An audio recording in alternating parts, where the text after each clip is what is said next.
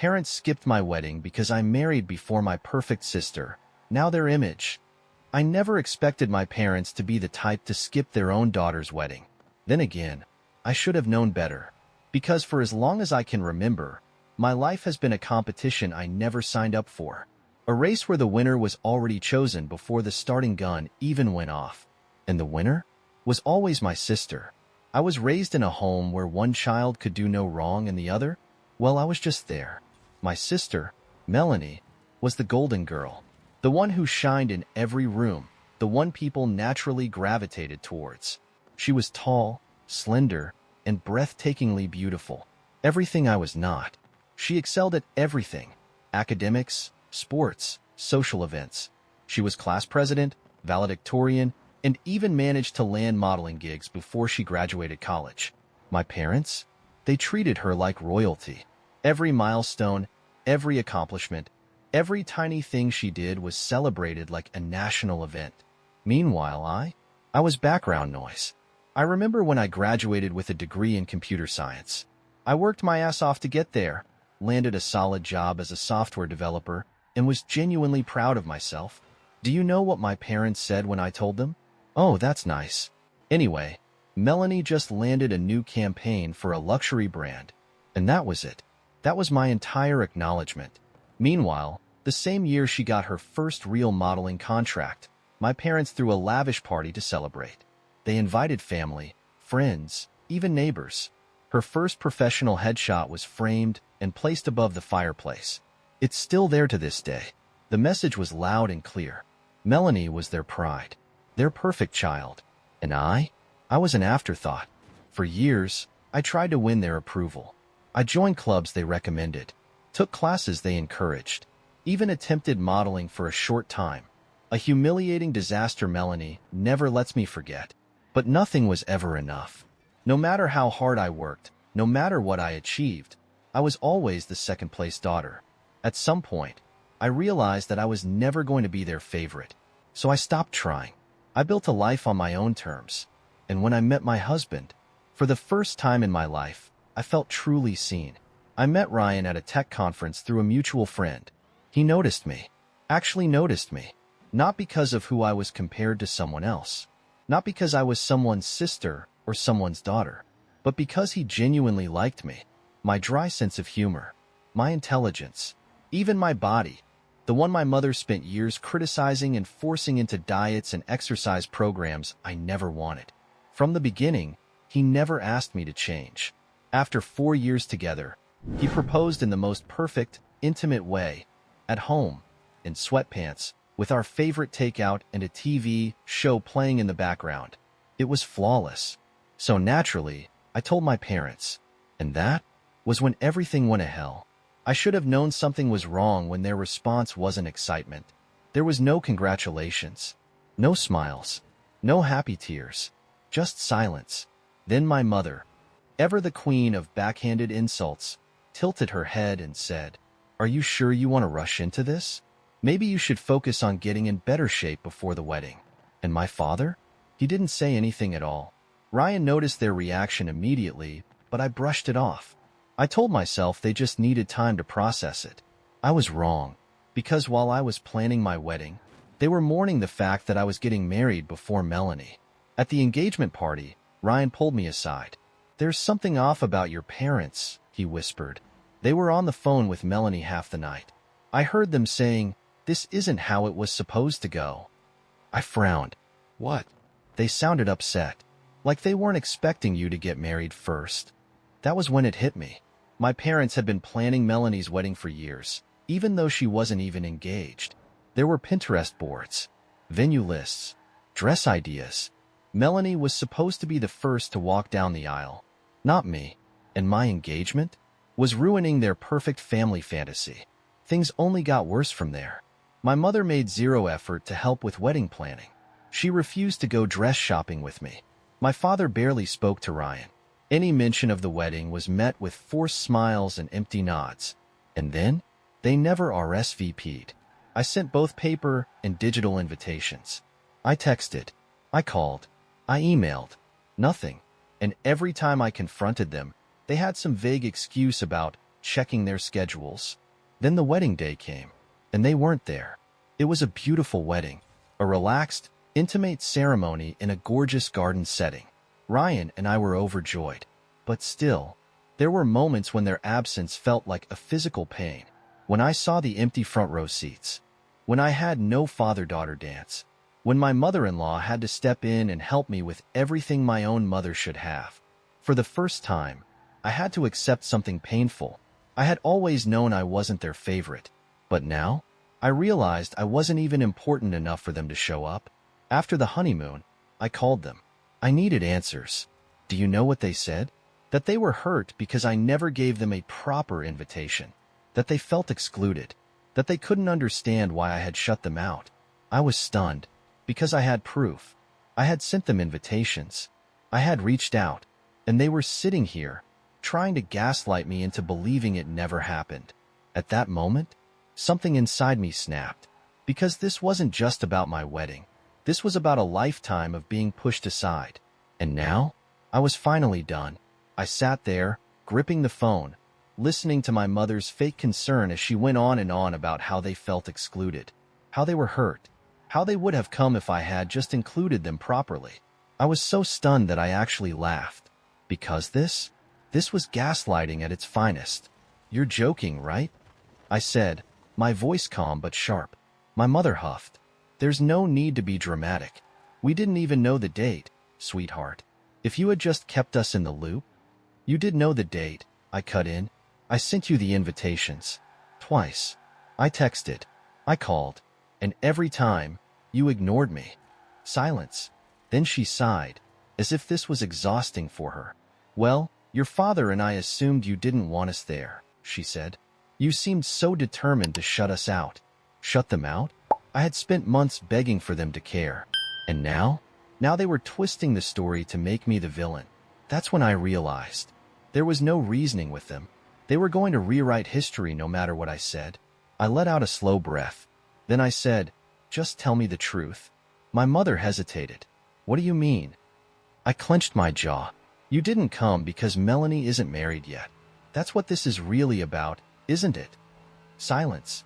And in that silence, I had my answer. She scoffed. That's ridiculous. Is it? I shot back. You've been planning her wedding since we were kids. You expected her to be first. And when I got engaged, it messed up your perfect little fantasy. I could practically hear her gritting her teeth. That's not true. Yes, it is. She let out a forced laugh. Sweetheart, you're being paranoid. I smiled, because she had just given herself away. Whenever my mother was caught in a lie, she deflected, mocked, dismissed. She never denied it outright. And that told me everything. I shook my head. You know what? I don't care anymore. Excuse me? I exhaled slowly. I spent years trying to be good enough for you, trying to get your approval, trying to get you to see me as something more than just Melanie's sister. I swallowed hard, feeling decades of resentment bubble to the surface.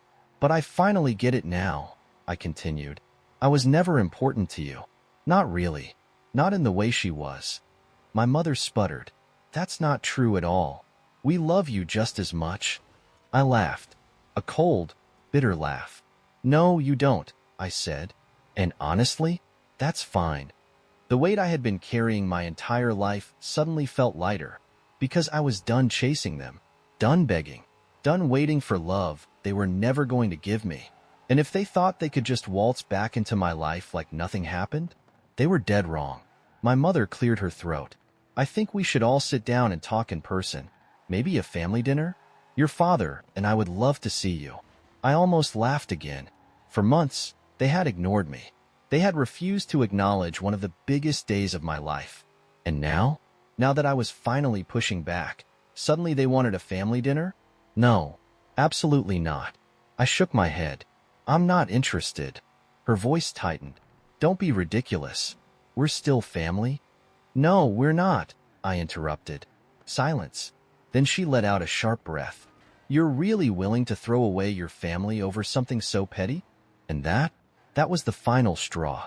I clenched my jaw. My wedding, my entire relationship, my happiness. None of that mattered to you, I said, voice steady. Because in your mind, Melanie always had to come first. I exhaled, gripping the phone tighter. But I don't have to play that game anymore. I have a husband who loves me. I have friends who care about me. I have a real family now. I smiled, even though she couldn't see it. And guess what? It doesn't include you. My mother gasped, as if I had slapped her. You don't mean that, she said quickly. Sweetheart, don't say things you can't take back. I felt calm. For the first time in my life, I felt in control. I mean every word, I said. I don't need you. I never did. And then, I hung up, blocked her number. And just like that, I was free. I expected to feel sad, maybe even guilty. But instead, I felt lighter.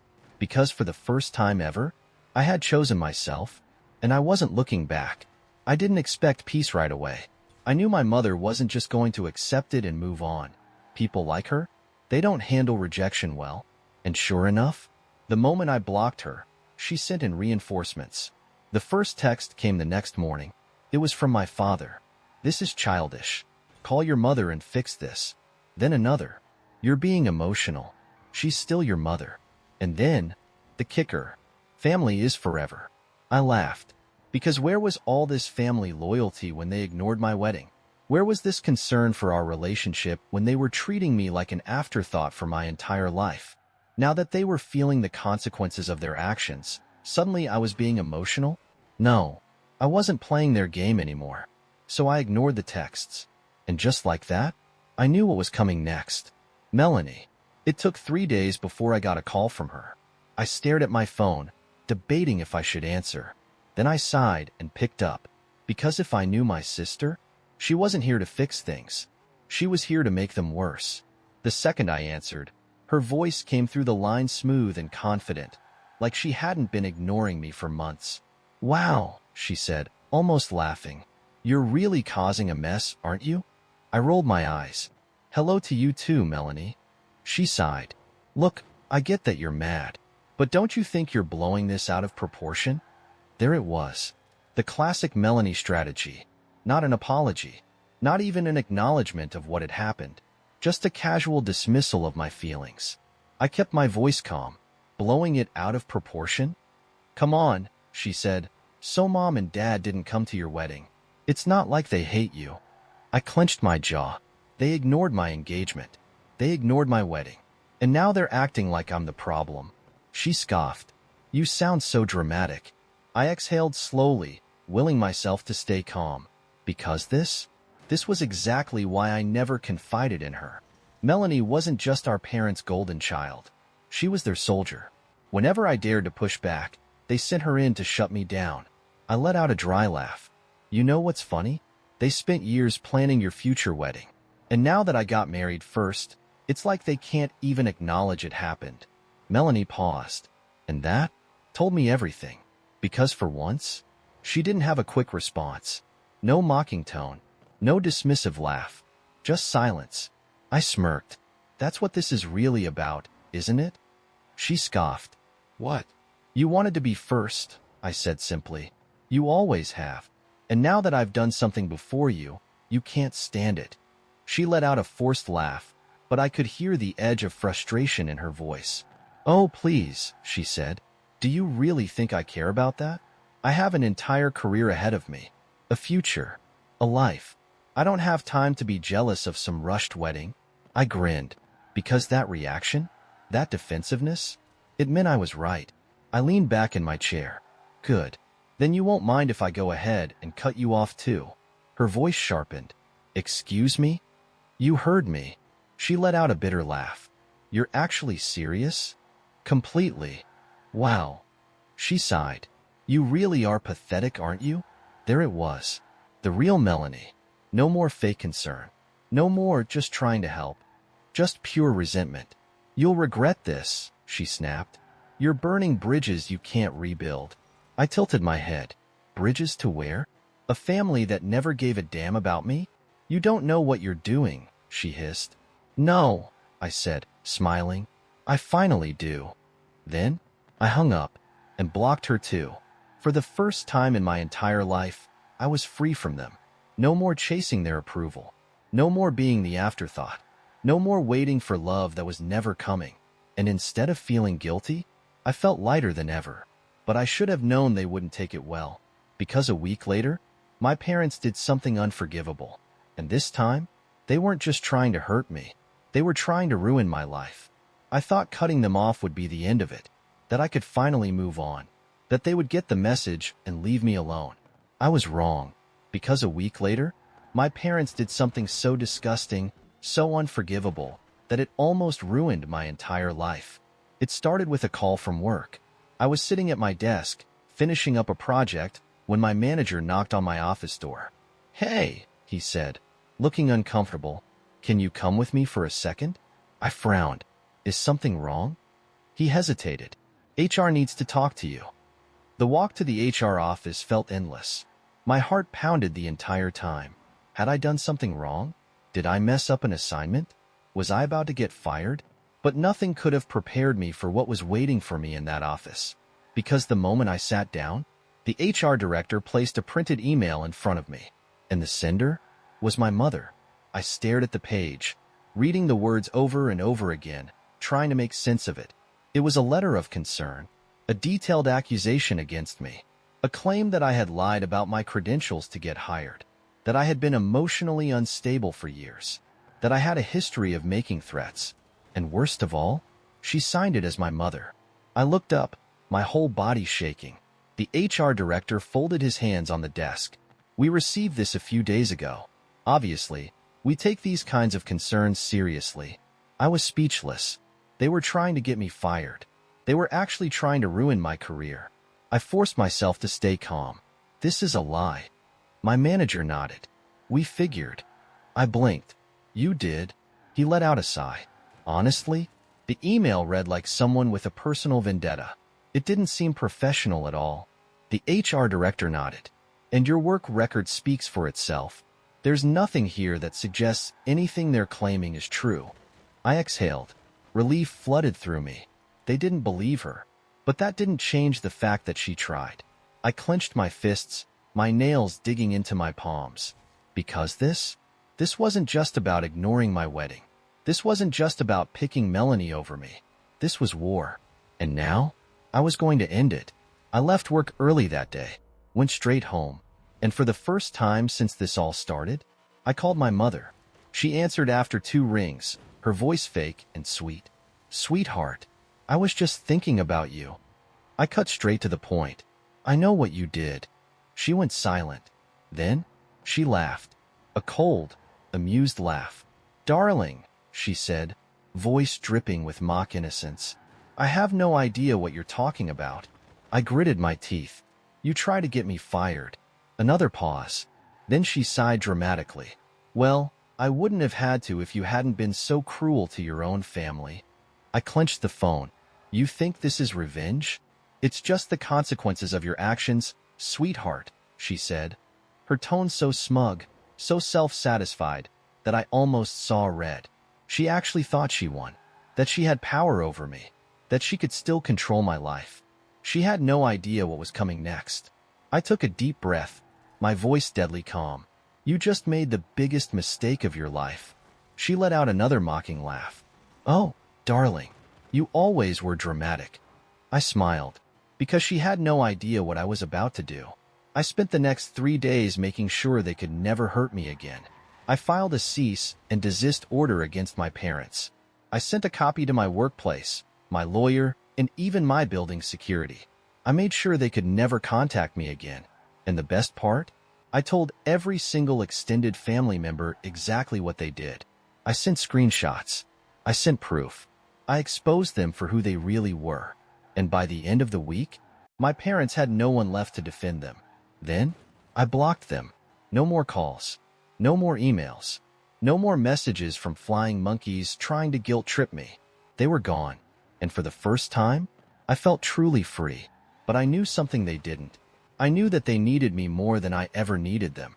Because while I was building a future, they were stuck in the past. While I was thriving, they were waiting for Melanie to save them. But the funniest part? Melanie didn't want to. Because 2 months later, she called me. And her first words? "You were right." I stared at my phone in disbelief. Melanie, calling me. After everything. After dismissing me. Mocking me. Taking my parents' side without hesitation. And now? Now she was saying I was right. I answered, keeping my voice calm but cold. What do you want? She exhaled sharply. I don't have time for attitude, okay? I raised an eyebrow. Oh, is this inconvenient for you? You'll have to excuse me if I don't care.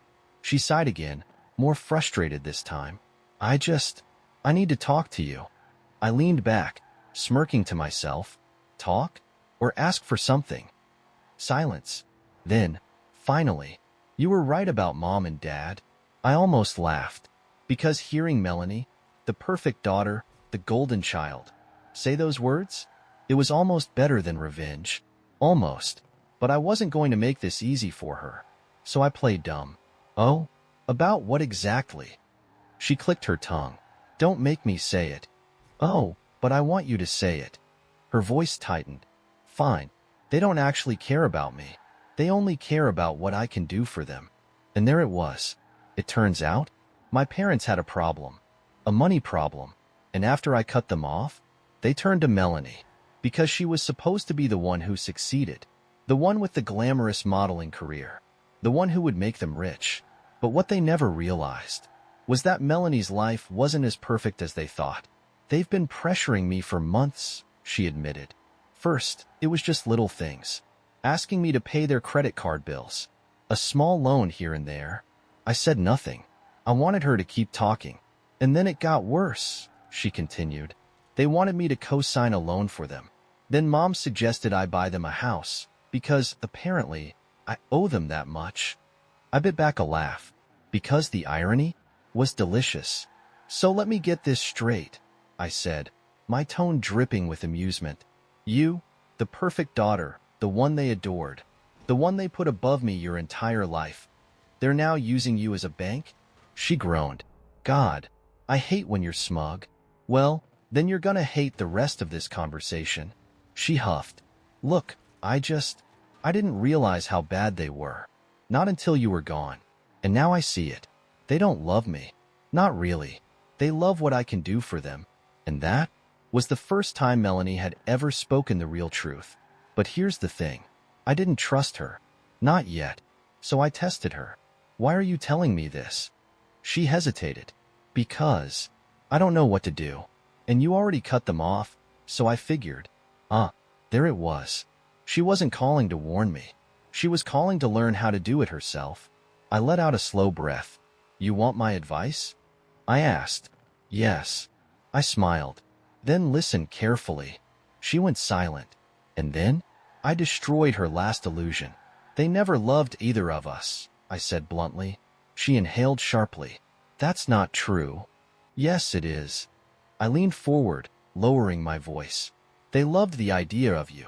The image. The success. The potential. But you? The real you? You were never a person to them. Just a project. A product to sell. She didn't respond. Because deep down, she knew I was right. So what do I do? She finally asked. I smirked. You already know. Another beat of silence. Then, she exhaled and said the words that changed everything. I think I'm done with them too. The days that followed were interesting because for the first time ever, Melanie and I were on the same side. She stopped answering their calls, stopped sending them money, stopped playing the golden child role. And our parents? Lost. Their minds. The final meltdown happened a week later. My mother left one last voicemail, her voice shrill with rage and desperation. I hope you both realize what you've done. You're abandoning your own family for selfish reasons. When you need us, don't come crawling back. And then? Nothing. No more calls. No more messages. No more flying monkeys. Just silence. And that was the most beautiful sound in the world. Melanie and I aren't best friends now. We'll never be close. Too much damage has been done. But for the first time in our lives, we actually understand each other. Because we both spent our childhoods chasing ghosts. And now we were free. I don't know what became of my parents. I don't care. Because for the first time, I'm living for me. And I wouldn't change that for anything.